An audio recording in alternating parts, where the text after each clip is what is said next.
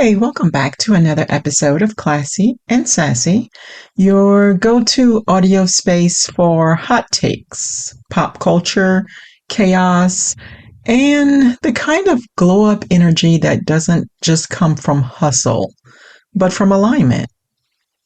Today we're chatting about a few different things. I've got a list. We're going to be talking about reality TV drama, a new app that has the group chat talking, a heartfelt tribute, and a whole lot of realignment energy. If you're sipping coffee or winding down with wine, you're in the right place. Let's get into it. My list has things in one way, but we're going to kind of skip around a little bit because I don't want to put this particular tribute after reality TV drama and chaos. So I just want to take a moment for Malcolm-Jamal Warner. I want to take a moment to acknowledge the passing of Malcolm.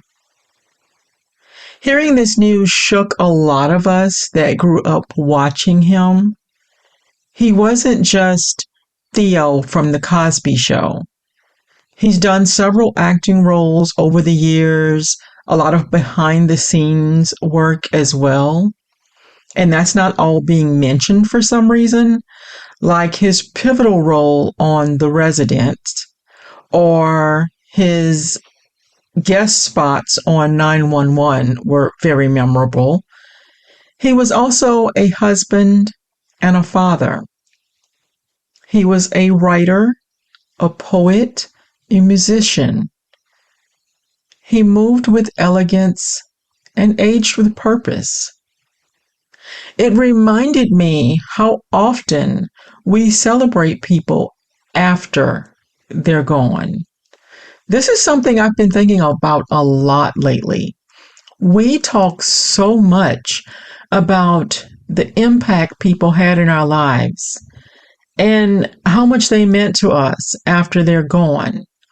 But I always question that. Did they know that?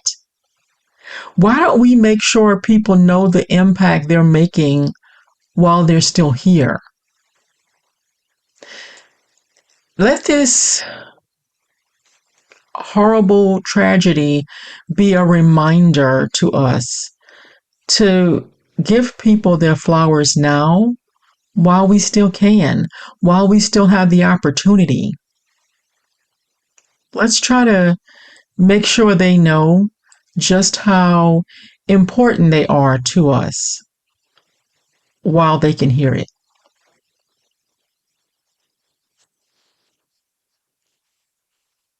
Now, let's get into the chaos of this week. One of the first things, of course, we're going to talk about is Big Brother 2025, Week 2 check-in. I mean, listen, Big Brother 2025 has officially entered messy territory. Alliances are shifting, secrets are leaking, and of course, as always, the multiple alliances are a lot.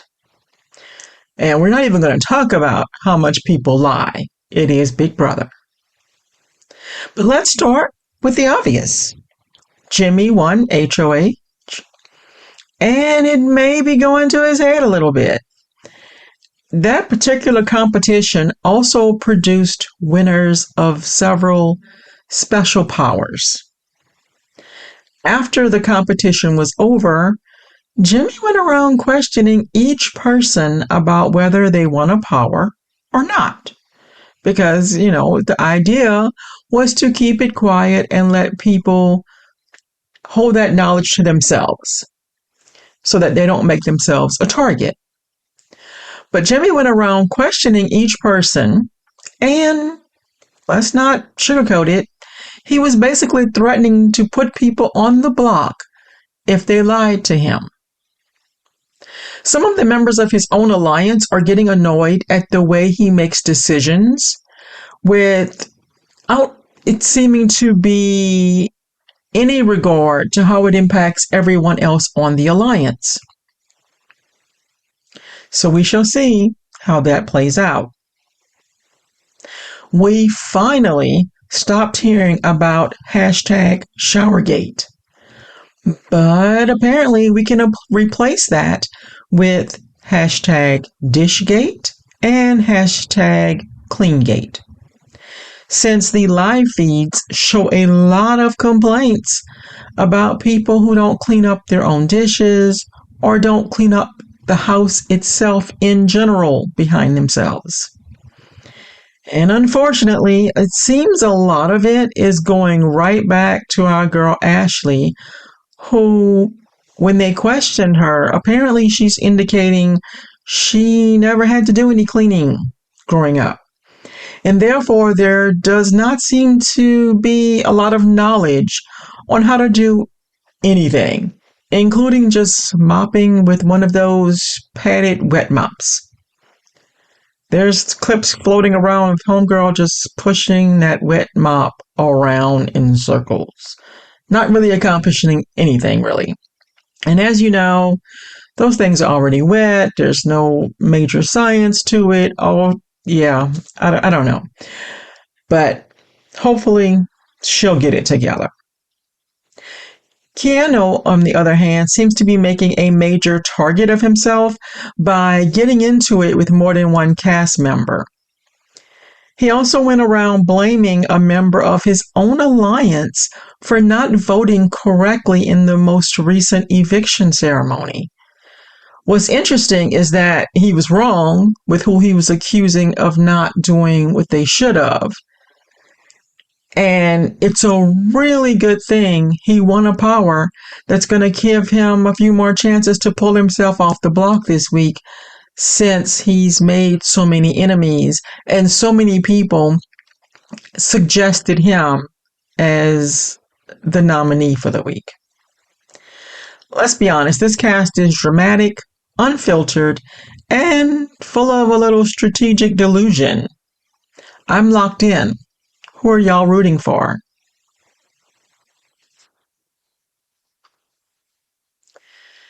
Now, basketball wives, are we still tuned in?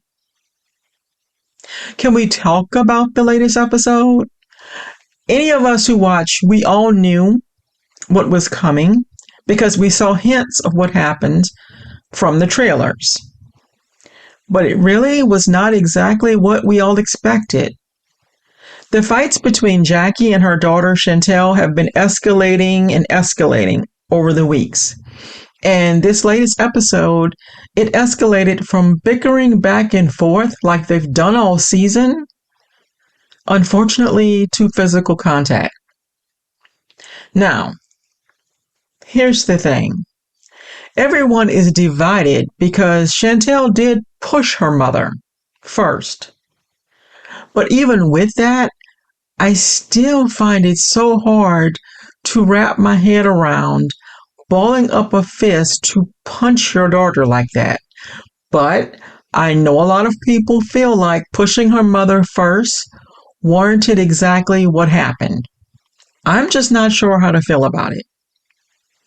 I mean, don't get me wrong, a lot of us were raised where a lot of violence happened between us and our parents that, let's be honest, they wrote it off as child rearing. If any of that stuff happened now, people would end up in jail. Children would be ripped from homes. Let's just be honest. But this is a new era. It's a new time. We don't do things the same way our parents necessarily did it. That's the only way I'm going to put that. Now, true enough, Chantel is not a small child. She's a grown woman. And I'm not sure how much of this is considered just her fault. Because to top it off, after this incident, she went to the other women and she told them how her mother attacked her. She showed them that she was bleeding. But she somehow left out the part about pushing her mother first. I don't know. I have very mixed feelings about all of this. But this probably does explain why this season's reunion has been canceled. There is only one more episode this week.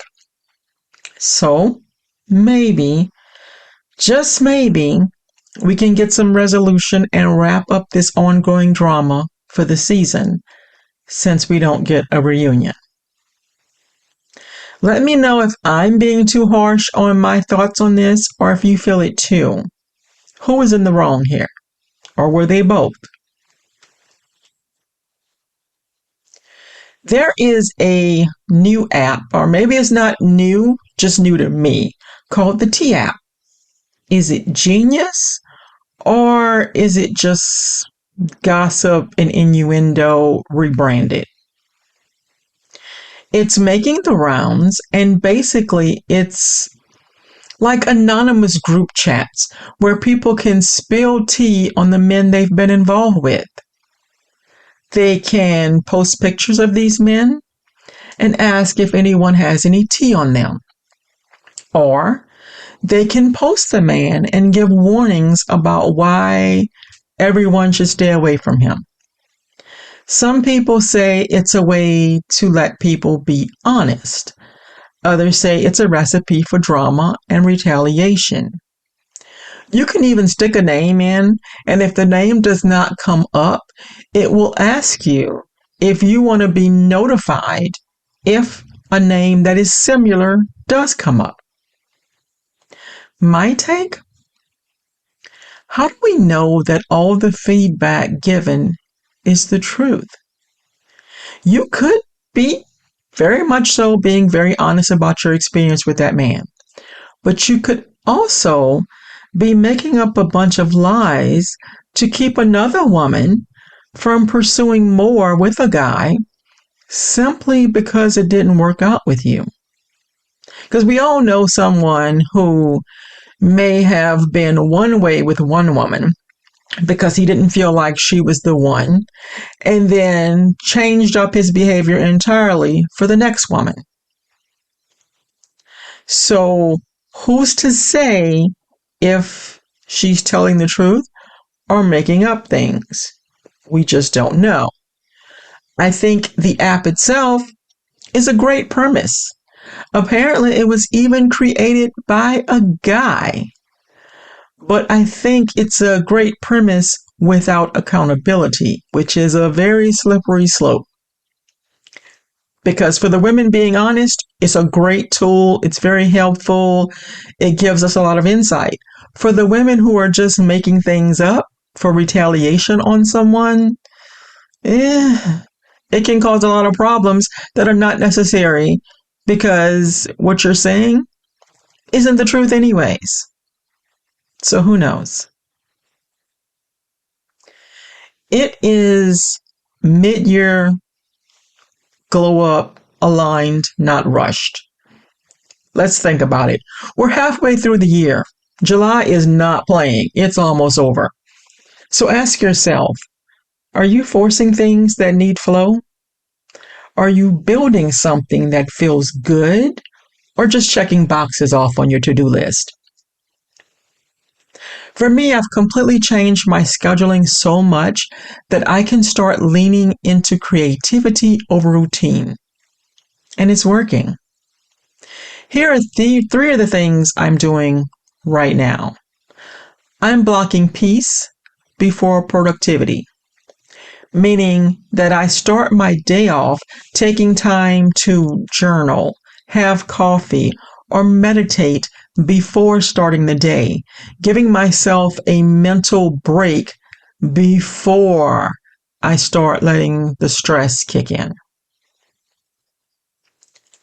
I'm letting one small win be enough. It's easy to look at the things you didn't get done, but what did you get done? Try separating your priority task from everything else so that if things happen, the calls, the emails, the fires you have to put out, you will still have gotten those big things that move your goals forward done. And lastly, I'm saying no faster. No explanation needed. As women, let's face it, we have a tendency to feel bad for saying no. But at what cost? If what you're being asked is not going to align with what you are doing, or it's even negatively possibly going to impact it, why say yes? Learn to say yes to you and no to nonsense.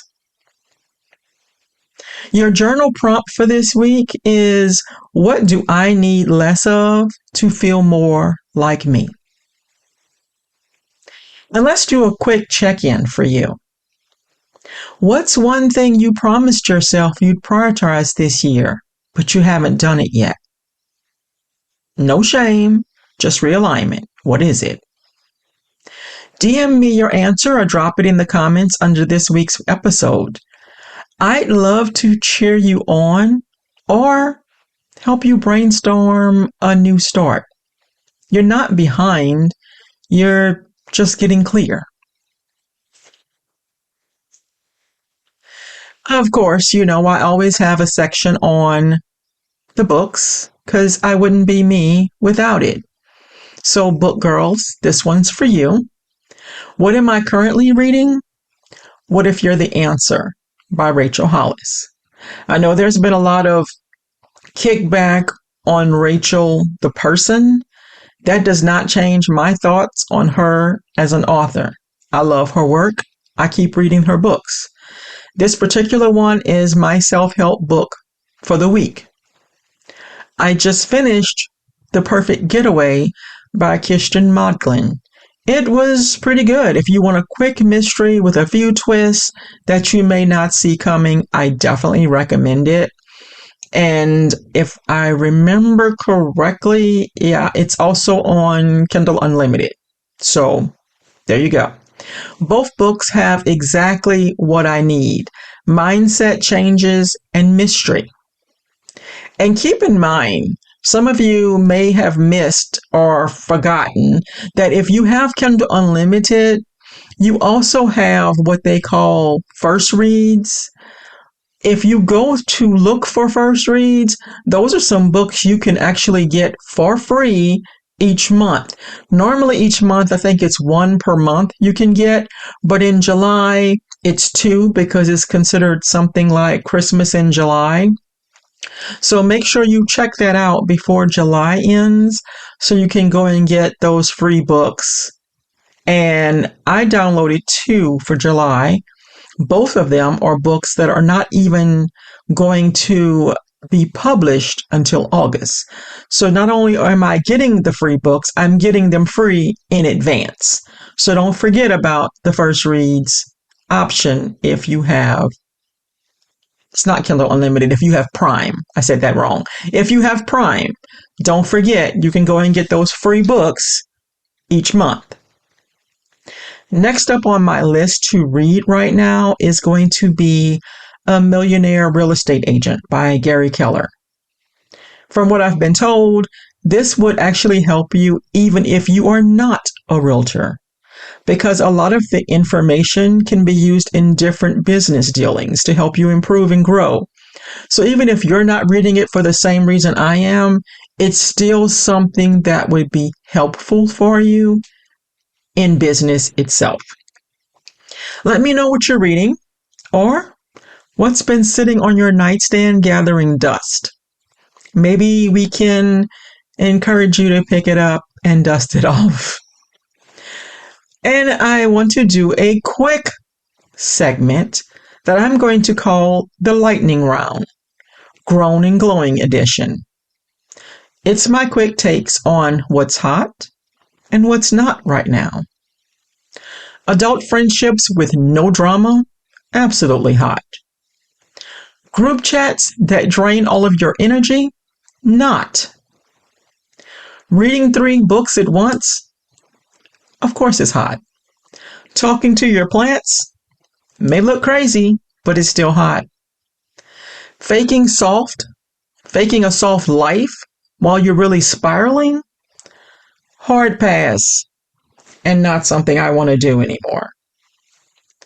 That's it for this week's Classy and Sassy, from real loss to reality TV, anonymous chaos to quiet wins. We covered a lot. If you vibed with this episode, send it to your favorite friend who gets it. Rate and review on Apple or Spotify, and follow me on social media. And of course, everything's also on my website. Until next time, stay curious, stay grounded, and stay a little sassy.